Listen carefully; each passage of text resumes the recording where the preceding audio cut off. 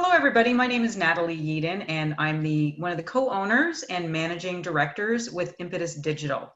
And for those of you who don't know what Impetus Digital is, our company has built some of the best-in-class asynchronous and synchronous virtual collaboration tools for life science, pharmaceutical, and medical device companies. And they've used us in a myriad of ways for everything from advisory boards to investigator meetings to co-author working groups.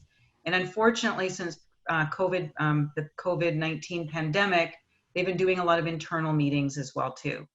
But that's not the point of today. Today's point is that at Impetus, we believe that everything starts with a conversation. Everything starts with an idea. And one of the things that we're trying to do at Impetus is to be the bridge for those ideas, those provocative, hairy, audacious goals, bringing some of the thought leaders in the healthcare space, bringing those conversations and ideas so that we can all collectively positively disrupt healthcare.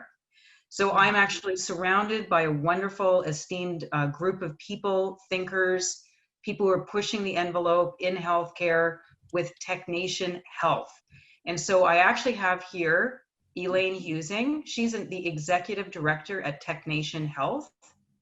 We also have Susanne Flett. She's the strategic advisor at Healthtech Consultants.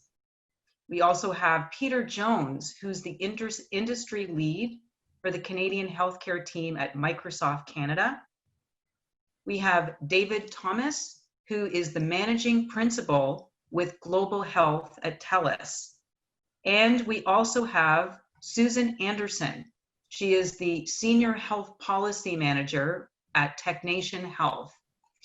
And so TECHNATION Health is a really important area. They used to be called ITAC, and they actually are Canada's national ICT business association. So they are champions for developing really robust and the sustainable digital economy that all of us are rallying around. So they're a vital connection between business and government, as well as all various members of different organizations, companies, advocacy. They help with networking, professional development services, and they do this both nationally as well as globally. I just wanted to say as well too that they're a prominent advocate for the expansion of Canada's innovative capacity that encourages technology adoption in the healthcare space. So they're a non-for-profit, and they have been the voice of the $170 billion ICT industry for the last 60 years. So very, very exciting, and can't wait to dig in here. So welcome to the TECHNATION Health team. Thank you. Thank you. So I want to kind of dig in. We've got so many great things that we want to talk about today. And one of the things I really wanted to get to you to describe first and foremost is the objectives that TECHNATION Health has around creating, delivering, and sustaining a digital economy in the healthcare space in Canada. And I know that you actually have 5 key pillars here. So I was wondering if you could start off with one of those key pillars that you are using or synthesizing to help build this digital health economy in Canada as well as globally. And starting off with the discussion around privacy and security as being a key component pillar that your organization is focusing on. So maybe we can start there. Thank you, Natalie. We've developed through our advocacy committee and in alignment with our strategic objectives, something called a privacy and security framework. And it's got 5 key components within it that are addressing some of the critical issues we see in evidence today in Canada. And part of our effort in expanding the digital health economy is to expand the capacity, if you will, for the health system to absorb the new innovation and the new technology. And this is important from a government perspective, from the business community, as well as health delivery and the people that work in the system. We've seen, and it's very evident in the press in recent days, a number of impact issues by bad actors around ransomware and cyber attacks. So one of the key areas that we focused on in our privacy security framework is on cybersecurity, and just as one of those examples. And the other four areas that we touched on in the framework is around data sovereignty, around de-identification of health data, and companion to de-identification, secondary use, and then the alignment with international standards, and in particular, we flagged the General Data Protection Regulation of the EU.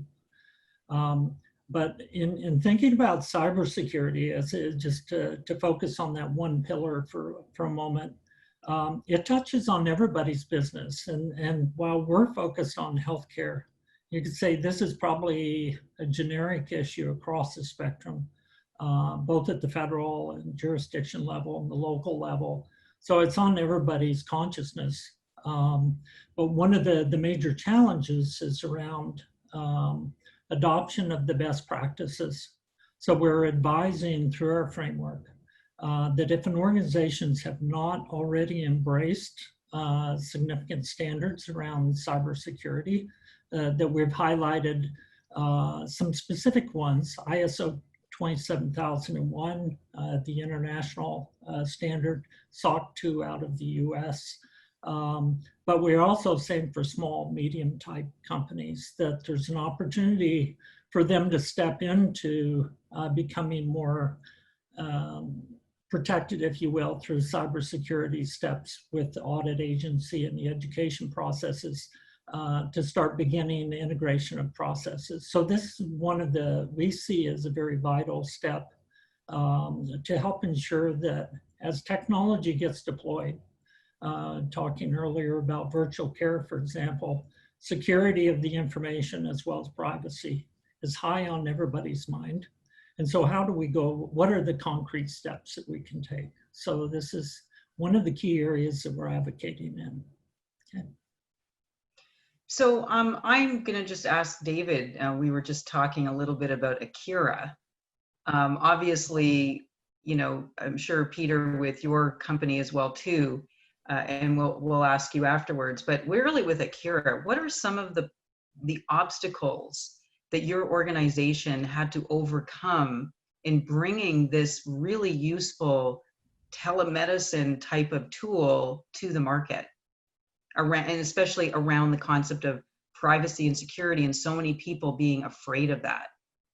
Maybe I would have said the biggest barrier we faced was probably just around the general acceptance of that change to how the interaction was to occur, right? I think the pandemic has made it a necessity. In order to have any interaction, there was not much choice. And so that was a fundamental barrier because these technologies have been around a long time. And so, you know, with the secondary one simply being some of the policies weren't in place to allow us to use these virtual care tools. But the biggest barrier is really pervasive in healthcare. It's the resistance to change. It's the need to adopt new technologies, and people are reluctant because they've been using something else for a long time. And when faced with no alternatives, that barrier is very quickly removed. And we saw such a rapid change because the technology was essentially ready and the major barrier got removed. I don't know whether Peter has anything more to add to that from his perspective, but I think those were foremost the primary one, and the secondary one would be policy shifts. Right. So Peter, on that note, I mean, normally when we think about Microsoft, we think about business and office solutions. Microsoft and many other, you know, business companies are moving into the healthcare space, and we're sort of seeing these synergies and these partnerships happening. So as you're delving into the healthcare space, what are you sort of seeing here? What are, you know, have you seen COVID as being an accelerant of change for some of the things that Microsoft is trying to implement in this space? Yeah, absolutely. And we have a product that a lot of our partners are deploying called Microsoft Teams, and they're setting up virtual care, the ability to work remotely, being able to collaborate and not have to be in the organization or in the hospital or into the healthcare sector, and the ability to work from anywhere. So we're really seeing, and as David had highlighted, COVID has really changed the game, and I think people are now putting in place the technology that they need to. Privacy and governance is really important, and a lot of our platforms do enable that, and other industries have adopted the technology, and healthcare has been a late adopter, but I think COVID had really changed the game for us, and we hope that it's here to stay. We all believe that the ability to enable virtual care is a way to save money in the healthcare system, and COVID made it happen, and I think we're all fans of continuing that momentum that we're starting to see in the market. Susanne, I was just curious about your perspectives on this. We have heard that there's a great new contact tracing app that is going to be, there's different players, the Canadians versus, the Googles and the Apples, and BlackBerry has actually started working with Shopify on theirs. And so there's a lot of players with these contact tracing apps. Mm-hmm. Some provinces are ready to go and others are stalling. What do you see with some of the conversations that you've had with the various players at the table of what is the fear and what is the hold back on this? So I think it's similar to what we've seen with virtual care in terms of certainly just basic change management, and then certainly concerns about privacy are very high on the list, both in terms of governments moving forward with the technology, but also in terms of individuals signing on to use the app, concerns about their privacy. So those would be sort of the two key things from my perspective in terms of why it's not hasn't been deployed far and wide. And this is new technology in terms of hasn't been widely used, and as a result, those change management issues are high on the list. And where do you think the end consumer, the healthcare consumer, comes into this mix? One of the things I think is important to note is that Canada has an actual digital charter. However, I think that the average Canadian citizen has no idea that we have one or even what's in it. Where does TECHNATION Health come into bear on general consumer education, on what privacy means, what data should be shared, what value it has to shareable versus ownership, and what ultimately the Telus Healths and the Microsofts of the world are doing to refine data to actually make it viable and valuable versus the raw data, if you were almost to use the oil as an example of raw oil versus refined oil. So I'm just curious about where the consumer and educating the consumer on this whole privacy and security piece falls into play with TECHNATION Health. Maybe I can start, Natalie. You saw perhaps globally the perhaps debate around privacy preserving contact tracing versus other versions of contact tracing to enable different countries who have very different privacy positions on their data to enable contact tracing differently, and to put it in the hands of the consumer to decide what they do and don't share. And that brings an age-old debate about healthcare, right? It's the greater good of the population versus the individual rights come into play, and different countries will take a different stance on that. So it's a very, very tough issue. I think it highlights for us in Canada the challenges we have of a provincially driven health system. You're going to have different provinces reacting differently. Some countries had the ability to implement this nationally, and we won't have that. That's not how Canada behaves. But in doing so, we create some fragmentation amongst how consumers who may move between provinces or read the newspapers see the Canadian healthcare system behaving. And hence, these types of issues of privacy security sort of reflect back the type of health system we've bought. I think different governments are now trying to implement privacy preserving contact tracing and trying to weigh those trade-offs and benefits to society. And we will continue to see differences between how the provinces deploy. And it's less about the technology capability than it is about the ability of individual provinces deciding how far they want to go, what their priority is. But we all, and as an organization, need to spend time highlighting those differences and the trade-offs between them, and ensuring that consumers understand that whether one moves forward with one versus the other, these are policy decisions. Everyone's trying in the best interest to weigh those consequences slightly differently. And educating consumers rather than jumping to the conclusion what's right or wrong or what's good or what's bad about the issues is part of, I think, our role. Yeah, brilliantly said. Natalie, the contact tracing, I mean, there's the visible component from the consumer's perspective of what they would download onto their Apple or their Android.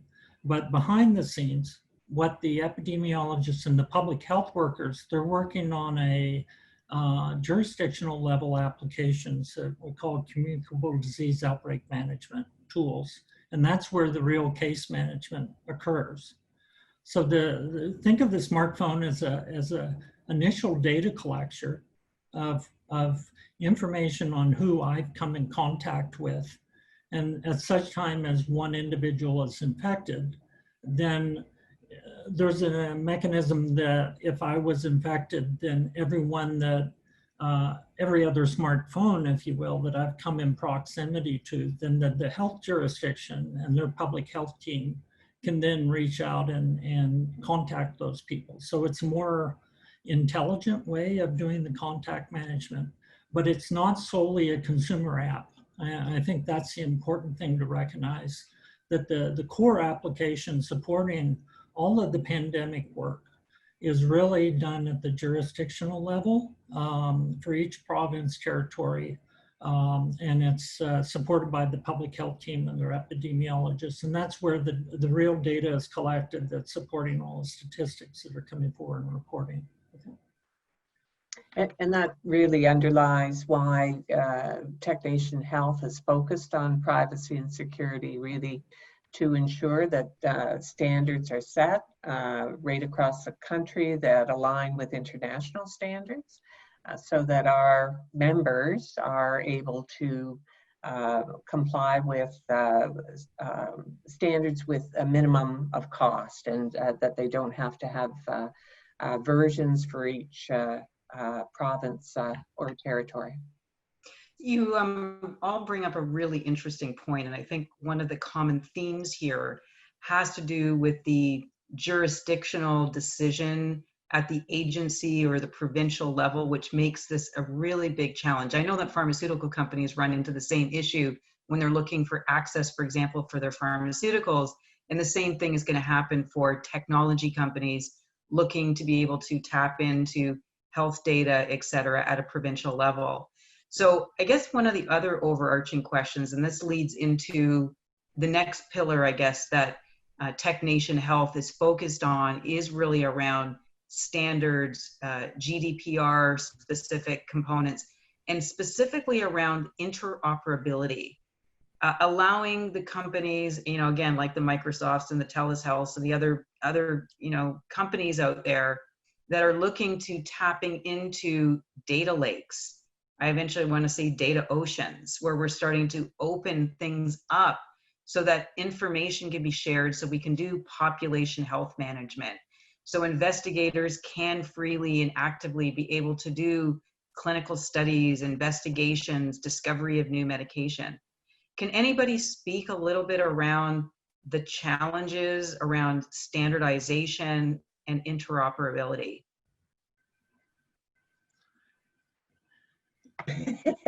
Sorry, is that a big, heavy one? We'll take a big sigh there before we get started.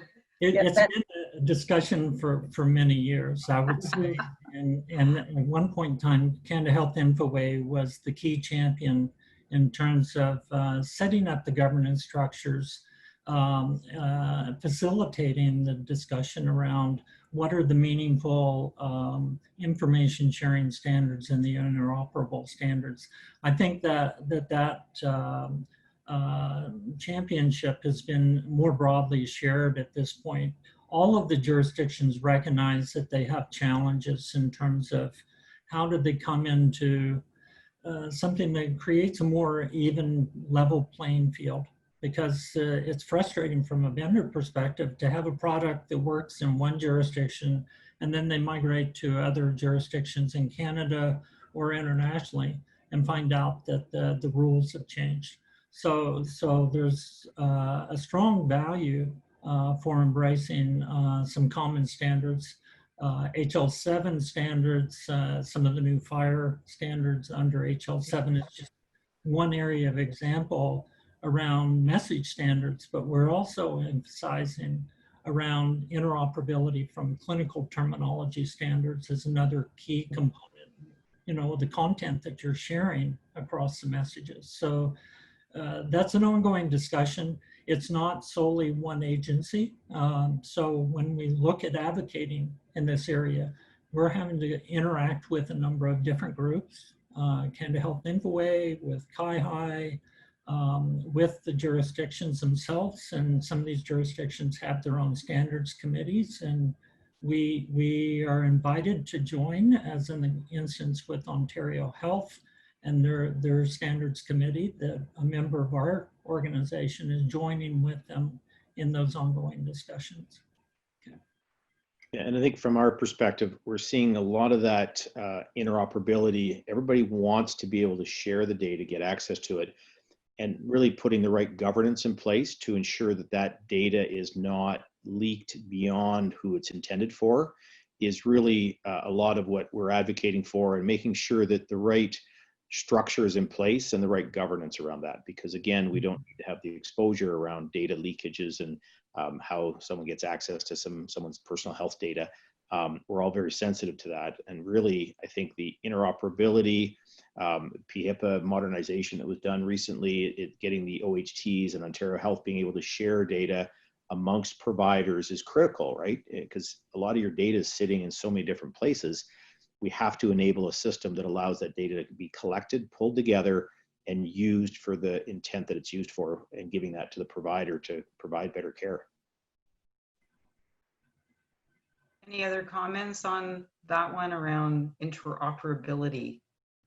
I was just curious perspectives on that. I mean, we're always challenged in Canada, I mean, with almost like a patchwork quilt type of phenomena where everybody's kind of doing their own thing, and it would be exorbitantly expensive and take many, many years to just sort of slap something on top of that and try to fix it.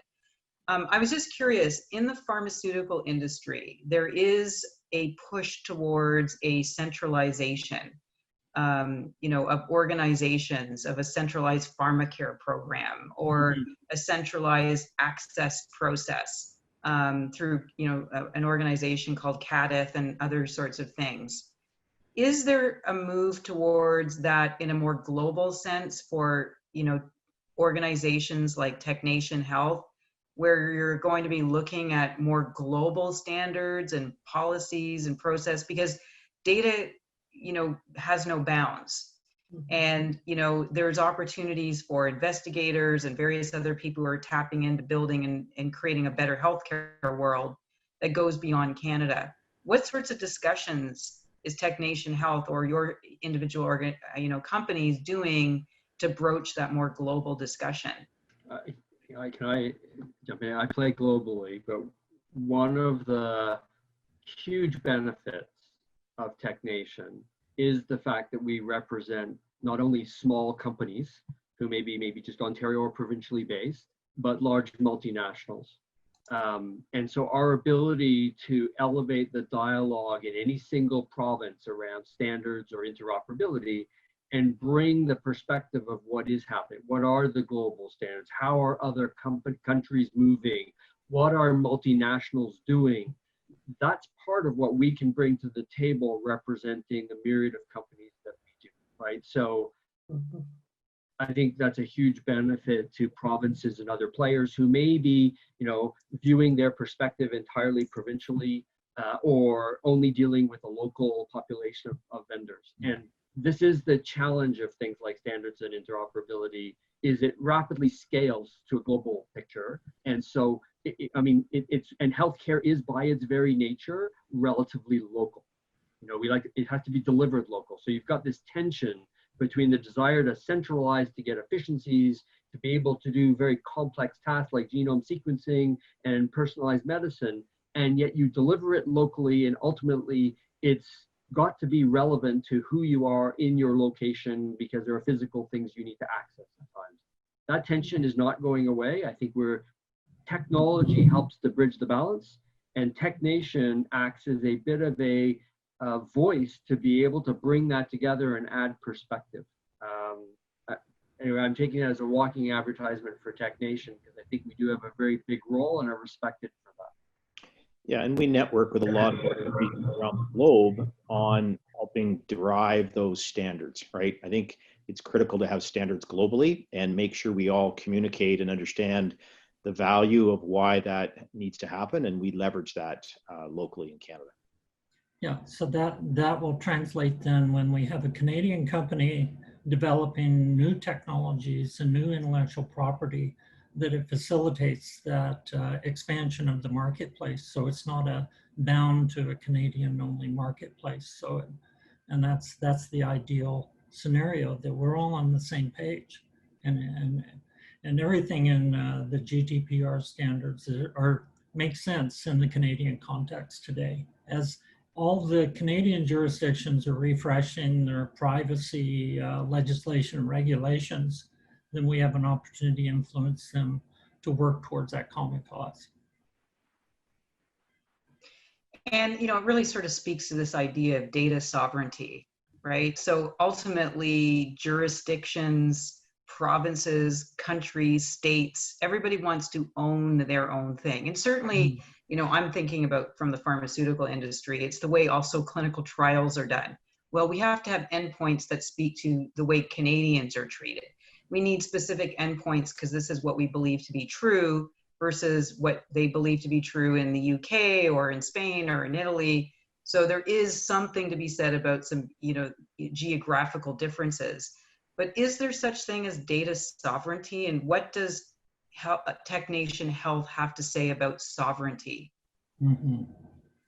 I'll start off simply. I would say that what we're raised in our framework document is a strong desire to have consistency across the board, that each jurisdiction has got some similar common language in terms of requirements around data sovereignty. And in particular, at this point in time, we have consensus to say within the jurisdiction of Canada.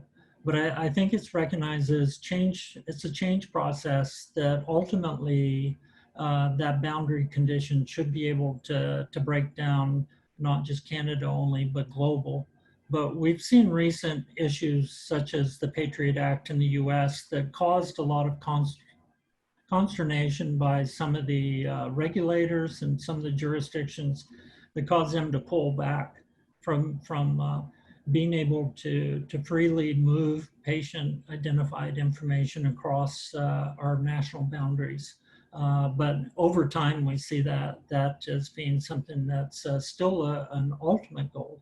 But it's working with the jurisdictions so that as they put the procurement together and defining new application requirements and holding of those data assets, that we have a consistent approach in terms of the storage and the management of that data. And right now we're advocating at the Canada level. Okay. And it actually sort of brings the next key area for discussion, and that is around who owns the data.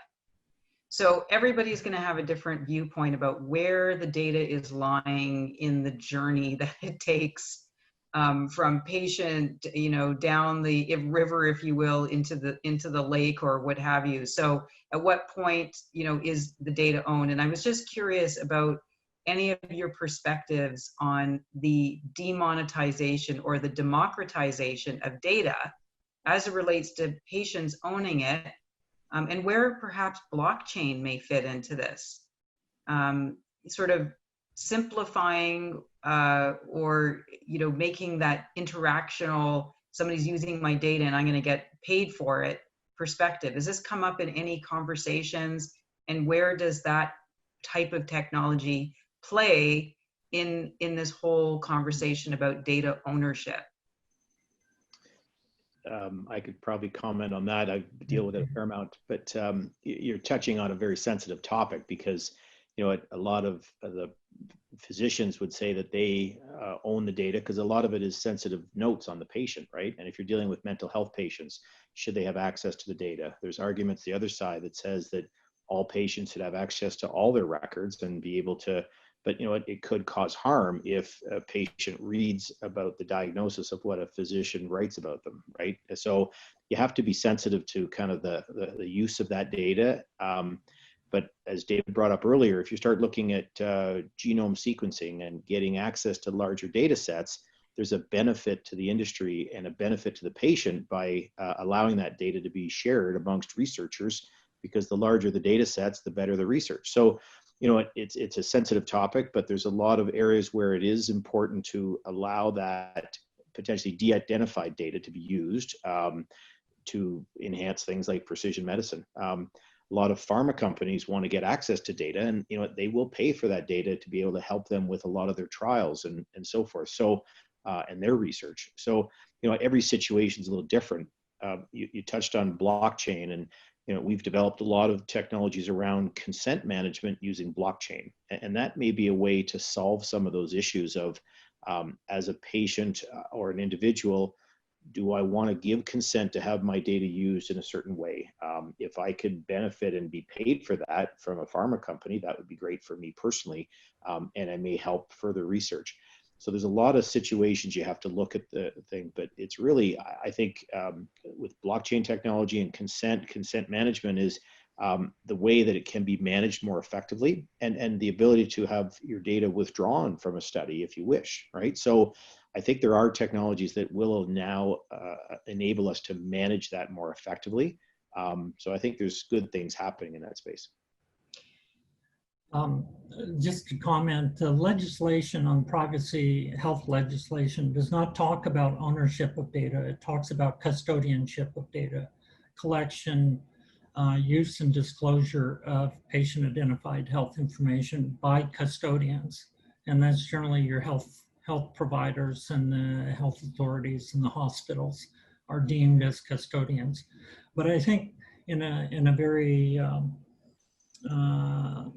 simple fashion, you would say ultimately the patient is the owner of the data. So that's where the consent concept comes in place in terms of, for a clinical trial or a larger data sharing opportunity, more and more as the patient / consumer have access to their digital health information, they have the ability to flag that information to be shared in a larger space. So this is one of the trends that very much in play in terms of getting the support, the public support, to recognize the value in these larger data assets, data lakes, and in terms of propelling some of the innovation in analysis around algorithms, et cetera, that the patients are involved.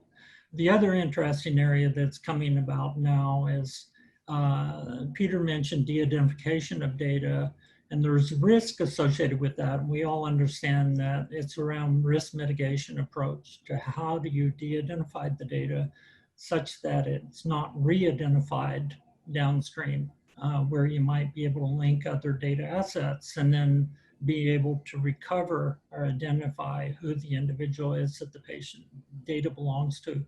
So there's some new approaches coming into being around synthetic data generation, for example, where you analyze real patient data. You create a synthetic data set off of that that's not real data, but it has the same characteristics as a real data set, so that it behaves the same way statistically, so that you can use it for purposes of R&D development, new software, and being able to test it. So there's some really innovative concepts that are coming into being on that front. And so I think one of the things that's really important and relevant here is that we have set the stage, or the table, if you will, for exciting new innovative technologies and also new innovative startups. So we obviously have a huge ecosystem in Canada, and I think TECHNATION Health has been supporting and rallying some of the big, larger players in Canada. But there's a brand new ecosystem of startups and innovators and brand new thinkers coming to the table. So how do you think the world is looking post-COVID for these organizations, these teams? Is it getting easier, or is it getting harder to get into the healthcare space? Well, it's easier in some respects, I would suggest, in the sense that there's a sense of urgency now due to COVID, and perhaps the start of some recognition that technology can help address some of the issues that we've all encountered over the last number of months. And certainly in terms of preparing for the second wave, there's urgency associated with moving forward with implementing some of this new technology. It's more difficult, though, in terms of trying to raise capital.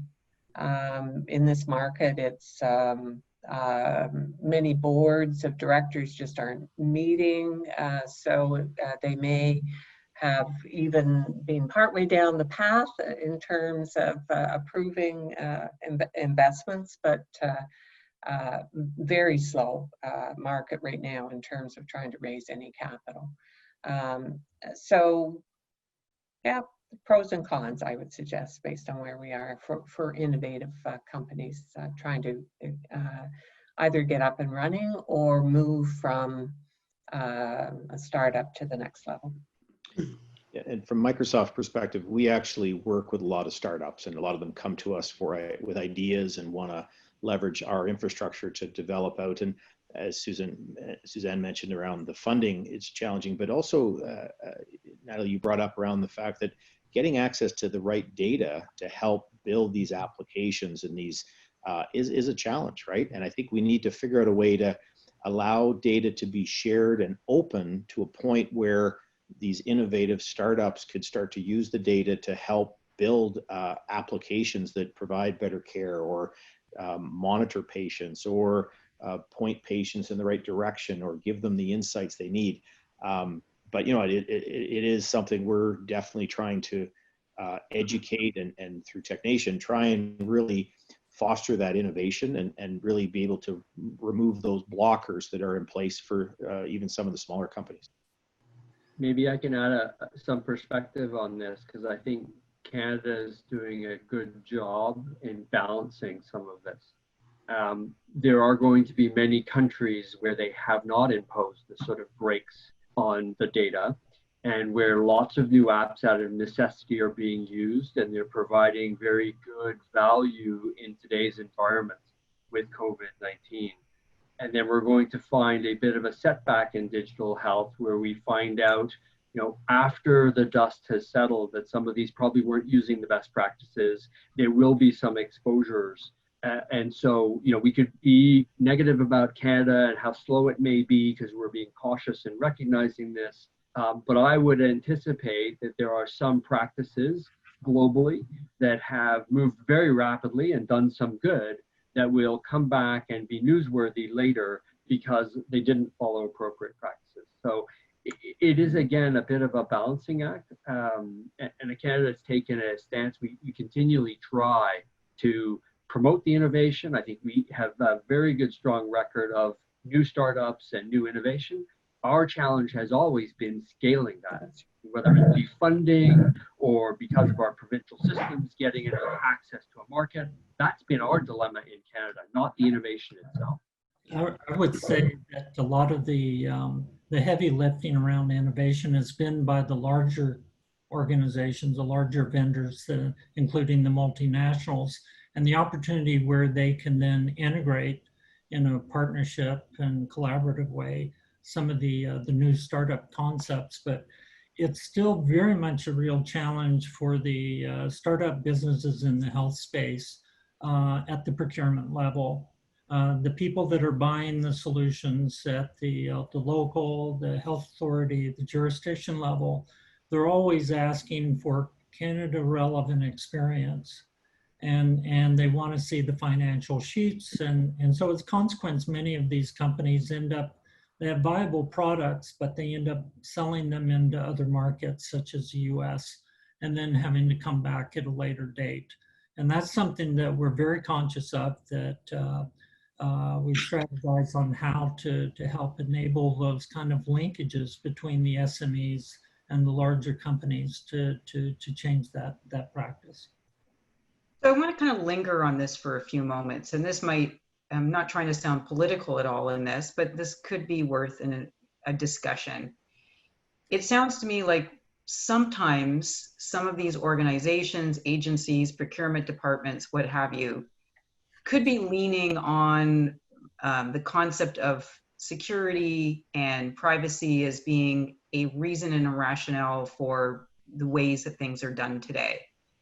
Is there something deeper than that? Is there a fear based on other concerns about why new technologies, new methodologies, sharing is not happening? Is there concerns about where and how the money flows today? Is there a concern about a consolidation that could be concerning to infrastructures dwindling or being completely removed altogether? And again, without sounding, we don't have to point to anything specifically, and I don't want to get into an overly political discussion, but is there some of that behind the scenes that's causing the red flags of not wanting to do things differently? I would start off and then I'd let everybody else jump in, but I do believe that if you're talking about something that's deeper, Natalie, it would be that the procurement process within our sector, healthcare sector, health IT sector, purchasing those types of things, innovation, is a very onerous process. Mm-hmm. Only having been in healthcare myself, I can't compare it to other parts of ICT, but it is, I think that in itself squashes innovation, if I could say that, quite like a blanket statement. But this is something that I think all of the other people on this call could really speak to. And, it almost starts opening up the door to those deeper conversations about value-based procurement processes or challenge-based procurement processes. And perhaps that's somewhere where we need to go. But I think when you're talking about government agencies or procurement departments, they have this onerous process that they must go down. And, quite frankly, when we're procuring for anything in healthcare, we're not talking about, insurable bank accounts that, if somebody went in and stole your money, you have an insurance coverage. We talk about, it's a pretty finite difference, right? You're healthy or you're not, or you live or you die. And I think those kind of come in. And so that's that heavy, dark side of things, but I'll let everybody else speak to this because I think that's an interesting conversation to have for sure. Yeah, I think our procurement in healthcare, in terms of policy, is certainly risk averse and highly prescriptive. As Elaine has noted, it's very lengthy, expensive, onerous, and as Susan has noted, there's standard requests for references, where have you done this before, as opposed to here's a problem that we are looking to solve and we're looking for some innovative ways to do that. and what can you bring to the table in terms of new ideas to help us be successful in addressing the issue. So I think a change in culture is required, change in processes, and that focus on what the objective is, and certainly supporting Canadian businesses to promote our innovation that is happening. Yeah, those are some of the things that would come to mind.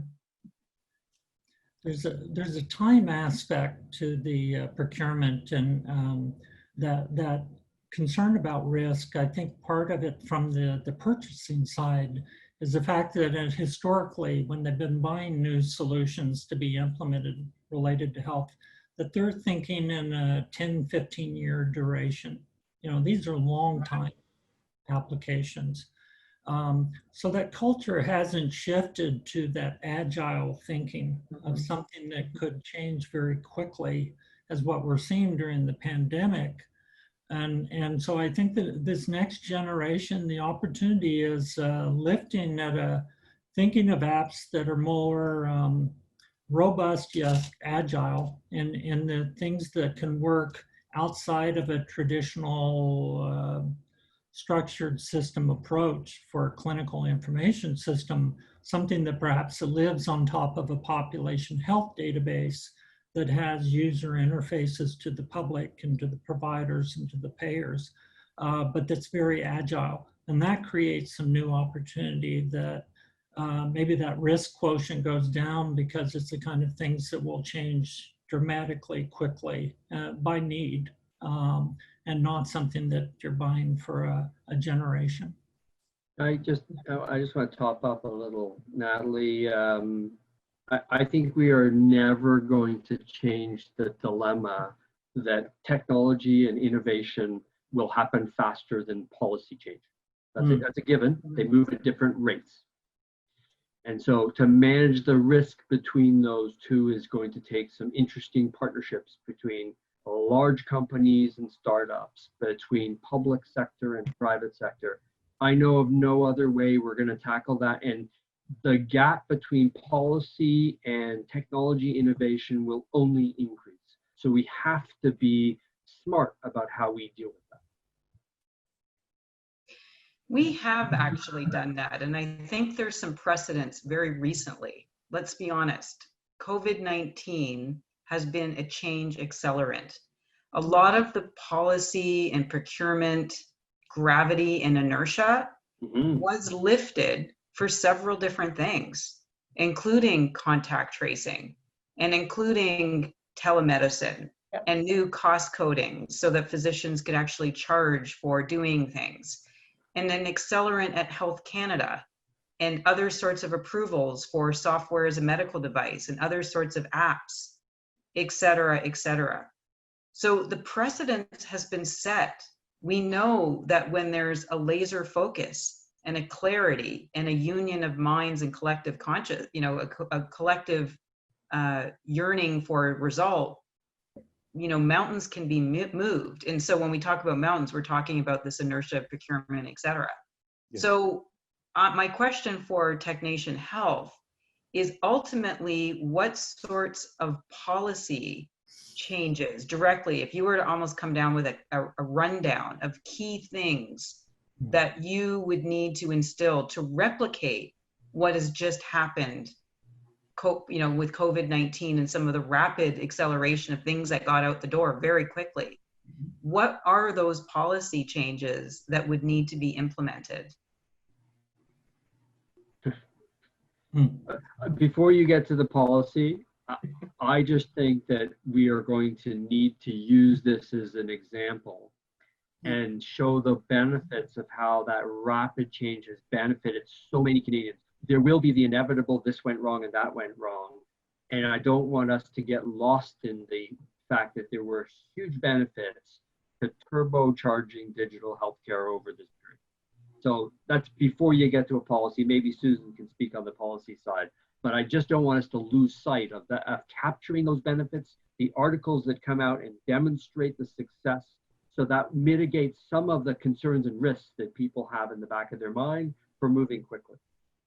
Well, the big policy shift, and I think everybody is thinking this way, it hasn't, and COVID-19 has helped to crystallize it to a point, is what is the role of the consumer and the patient and their family in terms of the interaction with the health system.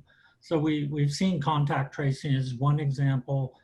Virtual care engagement is another example of the steps that this creates an opportunity, and there's discussion now in the US at the national level that CMS and organizations like that are talking about consumer electronic standards or privacy related to consumer. In Canada, I think the opportunity from a policy standpoint is to have, let's have a consistent discussion about the rights. I would say Canadians, citizens' rights in terms of how they interact with the health system digitally. And this begins with their digital identity, but it also includes the rights of access and the rights of sharing. And that some of those key components. So we have some agencies such as Canada Health Infoway with their Health Gateway 22 initiative, and some of the vendor community, they're already circling them from an environmental ecosystem, if you will. So I think we have an opportunity to build on that concept now.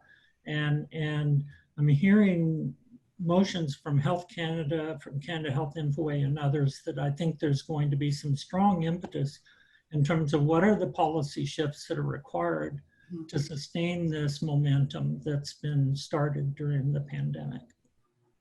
It's very exciting stuff. Yeah. The key is to let's learn from what we've been through and let's evaluate it and take the good out of it and continue that, right? I think that's something we need to take as an action coming out of this is let's evaluate what we've accomplished and recognize it. Lovely. As you probably are aware, we have a large cohort of pharmaceutical companies that we work with, et cetera. What can companies like Microsoft and the Telus and the other, considered more electronic or tech or digital companies, how can some of these big organizations partner and are they partnering to sort of lift up the entire health ecosystem, including these smaller, SMEs and, digital startups, to kind of bring the entire group up into a different place? So what's currently happening and what can happen in the future? Well, I can say that, Telus has a fair bit on the electronic digitization around drug management in Canada. We process a lot of claims. And so one of the areas I think could really benefit, we're finding, as you know, a lot of very expensive drugs and very complex rules around how those get dispensed and how those get even prescribed. So digitizing that to make it easier for patients is certainly, areas that we could work because they're no longer the high volume mainstream way in which we dispense drugs in the past. But otherwise, I think we have to continue to explore. These are the access of information and the movement of it across our network, as we described earlier, has all sorts of privacy and security issues. And that becomes a challenge the minute you start targeting certain patient populations. So, I have to admit, Telus has frequently been quite nervous about how we work with pharmaceutical companies or subsets of the industry because of that very reason. But there are certainly some very good general applications that we've seen.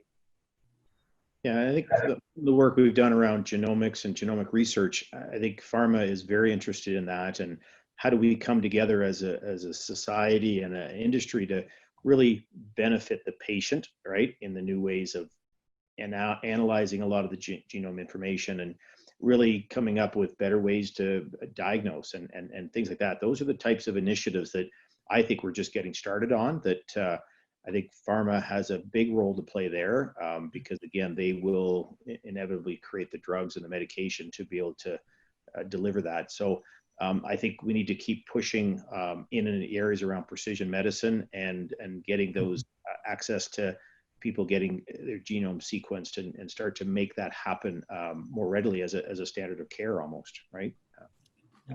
It's a great example, Peter. And that's where I think the most pharmaceutical companies are global by nature and playing in Canada. And some of our members are very good at helping to bridge that, right? And they're bringing experience of how to do it in one country back into Canada and vice versa. Yeah. The federal government hasn't quite stepped across the threshold yet, but we know it's coming as a national Pharmacare strategy. And I think with that strategy, we'll see a requirement for enablement at a national level. There's a national drug formulary, national repositories, capabilities of attaching the other health information to create a holistic view around the population as a whole to help the in many aspects. So it's an exciting opportunity coming forward in the future. I truly have to say that. I mean, we didn't get a chance to talk about the Tech2Gov digital marketplace that TECHNATION Health has created and all kinds of other things. I think really in summary, all of you and your colleagues are pioneers in something really pivotal and really exciting. And it is going to be a really interesting conversation in another 2, 3, who knows what's going to happen in 5 years. And us looking back at this and going, isn't that funny? Look how far ahead we are. I think that this is a pivotal kind of conversation. And as I was mentioning earlier, one of the premises behind these fireside chats is to start these conversations, is to start bringing people around the virtual table, including the consumer, including the digital citizen or the digital, the average consumer, to bring them to the table, to start educating, to start merging companies, public, private, nonprofit with profit, and bringing the healthcare ecosystem into a new conversation so that we can actually start moving the needle on changing policy and bringing all of these issues to the table so that we can collectively laser focus and use the COVID-19 pandemic as a model for us to learn and to bridge and to sustain further enhancement. So this again was an exciting conversation. Thank you to all of you. For those of you listening, we will be leaving links to all of the individuals here. If anybody wants to reach to any of the folks here from TECHNATION Health or from Microsoft or Telus Health, find out how you might be able to partner or network or connect and solve some problems, or maybe even start your own advisory board and having some of these further conversations. So thank you to all of you for your brilliant ideas. Wishing all of you a fantastic day ahead. Thank you so much. Thanks, Natalie. Thank you. Bye.